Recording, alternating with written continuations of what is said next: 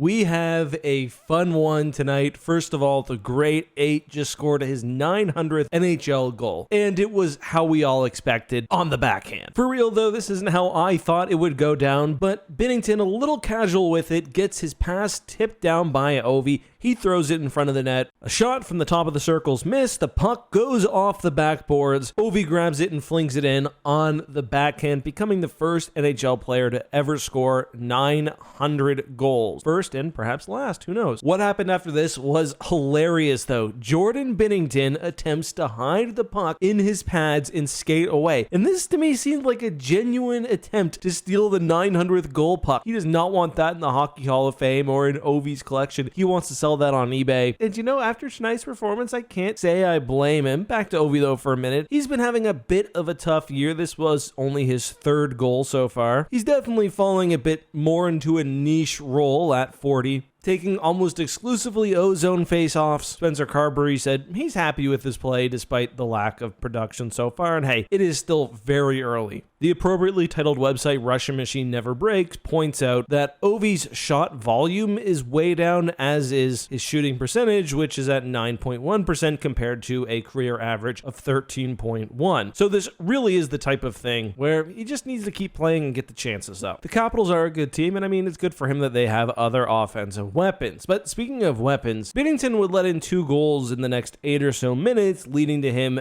being pulled. And this has been a big topic of discussion. Binnington is presumed to be Team Canada's goalie at the Olympics. And I mean, this is where things get tough. There were the exact same concerns last year. Then he performed extremely well during the Four Nations tournament. But many watching Canadian hockey, and this is partially why I did tonight's video, have asked, well, why does it seem like no one is appreciating the goalie who was on the other side of the rink tonight? Logan Thompson. Thompson has phenomenal numbers so far this season. He's got 6 wins and 9 starts, a 1.45 GAA, a .938 save percentage, and he's been a phenomenal goalie his entire career. The same thing happened last year. He was statistically one of the 2 or 3 best goalies in the NHL. He didn't even get a call from Team Canada. Now, obviously the roster isn't set, but I mean, given how other Canadian goalies have been playing, to me, Logan Thompson is just the obvious choice for the tournament. I wouldn't be surprised if it was Thompson, Binnington, and then honestly, Stuart Skinner or Aiden Hill. Logan Thompson is the one who gives me the most hope about the future of Canadian goaltending, but those are my thoughts. Let me know yours on everything down below. Now, today's video is sponsored, thank you very much, to Raid Shadow Legends. I put this in another post, but as you guys may know, I am a full-time YouTuber, multiple channels. Things have been very tough this year between the NHL's copyright restrictions and other things happening. You can Google the state of YouTube in 2025 if you want, but Raid reached out and asked if I'd be interested in starting a channel for them. And honestly, that income has provided me such a sense of security while taking almost none of my time, as my employee Charlie runs it under my management. I was initially hesitant because, like you, I had heard everything about the game, but I'd played Star Wars Galaxy of Heroes quite a bit. I checked it out, and admittedly, I am fully addicted. Now, if you don't like Raid, don't worry, you'll never see any content on the channel here, but it allows us to make more videos.